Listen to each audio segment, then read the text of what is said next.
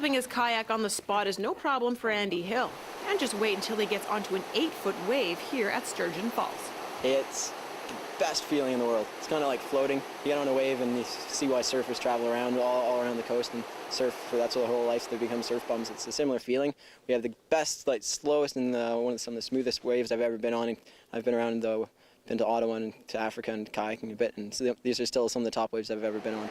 Hill is one of Canada's up-and-coming playboaters. The sport features shortened kayaks, surfing, and doing tricks on waves. He's so good because he spends every spare moment he has practicing tricks like this. John Hopkins got into the sport a few years ago through the Manitoba Whitewater Club. Manitoba's Sturgeon Falls is a hidden hotspot for the sport. It's not really well known here, but people do come from Alberta all the time to come kayak here, because it's just such it's an easy location to get to. And there is some world-class waves here if the levels are right. Water levels make or break the rapids at Sturgeon Falls. Waves can disappear and reappear based on the Lake of the Woods drainage system and the hydro dams upstream. The rapids are created as 60,000 cubic feet of water per second surges over giant rock shelves and boulders deep underwater. So it creates these standing waves, and we just kind of come onto the waves and surf them. And the boats are designed so you can carve, basically like skiing down a hill or anything like that. The guys catch a wave, ride it for as long as they can, then paddle hard to this island to go again. Waves like these are classed from 1 to 5 based on their intensity. The rapids here are I guess you could say maybe a class 3 waves, but there's no consequences really here, because if you're going to ever swim, you're going to flush off the waves and you're going to empty out into a nice beautiful lake. But if you don't know how to do this, it can be dangerous. There's a couple holes that maybe you'd want to avoid if you were inexperienced, because you could get stuck in a hole, which is just the water kind of recirculates and it can hold you in the water and it can pull you down into the water actually.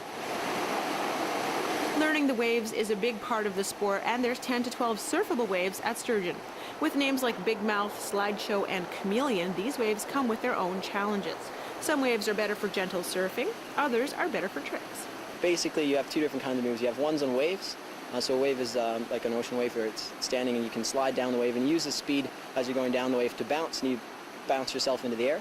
And you can do any number of tricks. You can do one trick at a time. You can do spins. You can do a flip, a 180. You can do barrel rolls in the air, all the way to slow moves you can do in a hole, which is a little bit slower of a wave, and you can do cartwheels and spins and all sorts of different things. So. Blunts, backstabs, air screws, barrel rolls, and many, many more tricks keep these guys busy all summer long and into autumn.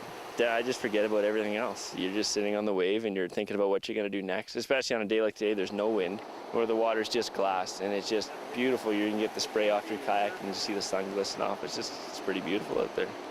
Manitoba's Whitewater Club teaches kayaking every Monday night at the Pan Am Pool. For Shaw TV on Sturgeon Falls, I'm Laura Raby.